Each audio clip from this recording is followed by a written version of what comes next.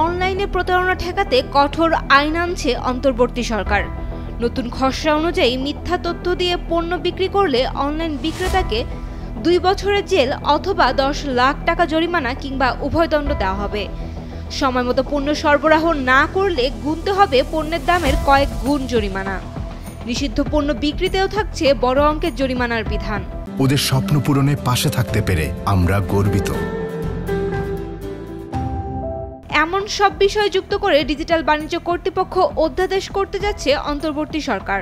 অধ্যাদেশের একটি খসড়া তৈরি করে বাণিজ্য মন্ত্রণালয় তা বাণিজ্য উপদেষ্টা শেখ বশিরউদ্দিনের কাছে উপস্থাপন করা হবে বলে জানা গেছে। কয়েকদিনের মধ্যে তা অনুমোদনের জন্য উপদেষ্টা পরিষদের বৈঠকে উত্থাপন করার কথা।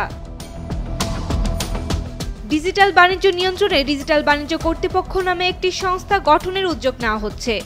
তারা অনলাইনে প্রতারণা, ভুয়া বিজ্ঞাপন, মেয়াদোত্তীর্ণ ঔষধ বিক্রি, অননুমোদিত গিফট কার্ড বা ডিজিটাল ভাউচার, এমনকি অনলাইন লটারির মতো কার্যক্রমও নজরদারিতে রাখবে। লাইসেন্স ছাড়া কোনো প্রতিষ্ঠান ডিজিটাল বাণিজ্য করতে পারবে না। প্রতারণা প্রমাণিত হলে ব্যবসার নিবন্ধন বাতিল করে দেওয়া হবে এমন বিধানও রাখা হচ্ছে।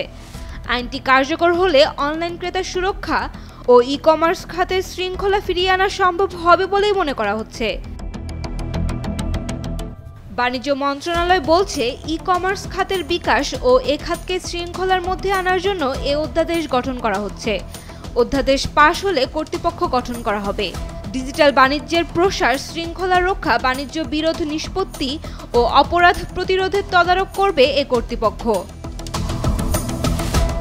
উল্লেখ্য, 2014 সালের পর থেকে দেশে ই-কমার্স দ্রুত বেড়ে উঠলেও যথাযথ নিয়ন্ত্রণ না থাকায় ভুক্তভোগীদের আন্দোলন, অর্থ ফেরতের দাবিতে বিক্ষোভ ও অবরোধের ঘটনা ঘটেছে।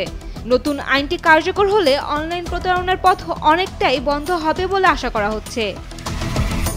Saima Akter, Daily Sun.